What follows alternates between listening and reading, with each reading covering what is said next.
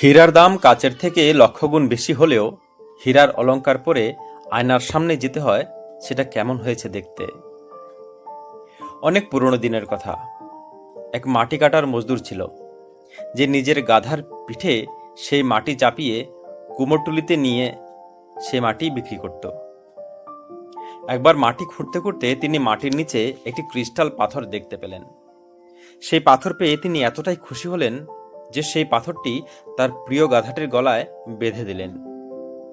গাধার পিঠে মাটি চাপিয়ে সেদিন রওনা হলেন কারিগরের কাছে, কুমোরটুলিতে। মাঝপথে বাজারের এক ছোট ব্যবসায়ীর সঙ্গে তার দেখা হলো। সেই ব্যবসায়ী গাধার গলায় পাথরটি দেখে বললেন, আরে বাহ, খুব সুন্দর পাথর তো, কোথায় পেলে? সেই মজদুর সব কথা বলল। ব্যবসায়ী তখন বলল, এটা আমাকে দাও, বিনিময়ে কি নেবে? লোকটি কিছুক্ষণ ভেবে বলল, 1 কেজি গুড় চাই। কিন্তু ব্যবসায়ী 50 টাকার 1 কেজি গুড় দিয়ে পাথরটি নিজের করে নিলেন। নিজের মুদি দোকানে গিয়ে সেটি দাড়িপাল্লার হাতলের সঙ্গে বেঁধে দিলেন। পাথরটি দাড়িপাল্লায় বেঁধে নিজেকে খুব বড় এক ব্যবসায়ীর মতো ভেবে চেয়ারে পিঠ ঠেকিয়ে হেলান দিয়ে বসে সেখানে আসা ক্রেতাদের লক্ষ্য করছিলেন। দেখছিলেন কারা কারা সেই পাথরের দিকে নজর দিচ্ছে এবং তাকে জিজ্ঞাসা করছে সে পাথরের ব্যাপারে। তখন তিনি খুব গর্বের সঙ্গে বলেন, দারুণ পাথর, তাই না? দাড়িপাল্লায় খুব সুন্দর মানিয়েছে এটি। এটা বলে তিনি খুব খুশি হতেন।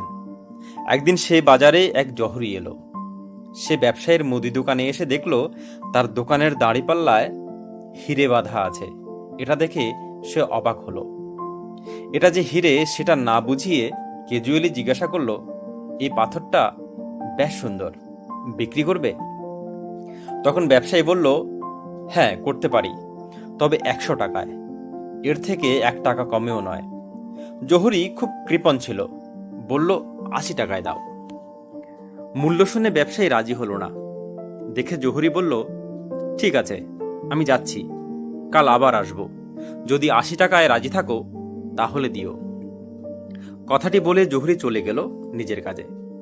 সেদিনই সন্ধ্যায় অন্য এক জহুরি নিজের গাড়ি নিয়ে সেই বাজারের মধ্যে দিয়ে যাচ্ছিলেন। বাজারের মাঝামাঝি এসে তার গাড়িটি খারাপ হয়ে গিয়েছিল। ড্রাইভার জানালো গাড়িটি সারাতে কিছুক্ষণ সময় লাগবে।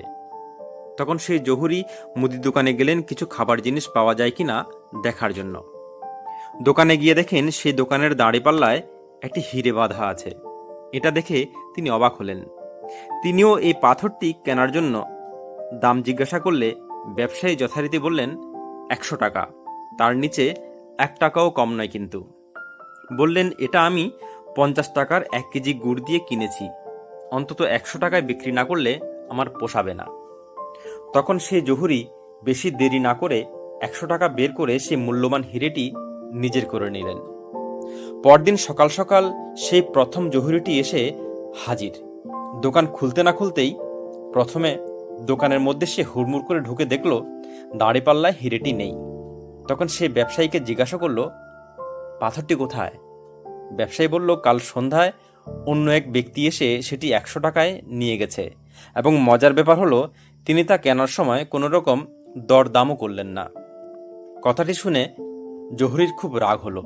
তিনি সে পাথরটি না পেয়ে তখন ব্যবসায়ীকে বলল, জানো তুমি কত বড় এক বোকা?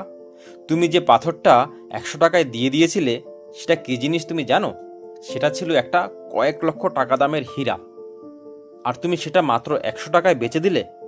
তুমি এত বড় বোকা কি করে হতে পারলে? ব্যবসায়ী তখন বলল, আমার কথা না হয় ছাড়ুন, আমি তো চিনি না সেই পাথরটি, আপনি তো চিনতেন। আপনি 20 টাকার জন্য সেটি হাতছাড়া করে দিলেন। আপনি চাইলেই সেই পাথর 100 টাকা দিয়ে কালই নিয়ে যেতে পারতেন। আপনি 20 টাকার জন্য সেটি হাতছাড়া করলেন। আপনি তো আমার চেয়েও বড় বোকা। বন্ধুরা, খুব ছোট্ট এক গল্প। এর সারমর্ম এই, আমাদের মাঝে এমন অনেক মানুষ আছেন যারা জীবনে কিছু করার সুযোগ তো পান, কিন্তু আজ নয় কাল করব, সোমবার থেকে করব, আগামী মাস থেকে শুরু করব, নতুন বছর থেকে, এসব ভাবতে ভাবতে সুযোগ হাতছাড়া করে দিই এবং লাখ টাকার সুযোগকে হেলায় হারিয়ে ফেলি। শুভস্য শীঘ্রম, এই মন্ত্রটি বীজ মন্ত্রের মতো মনে রাখুন। শুভ কাজকে যত শীঘ্র করবেন ততই মঙ্গল হয়। ধন্যবাদ বন্ধুরা। জীবনের সুযোগকে কাজে লাগান। ভালো থাকুন, সুস্থ থাকুন আর সুন্দর থাকুন।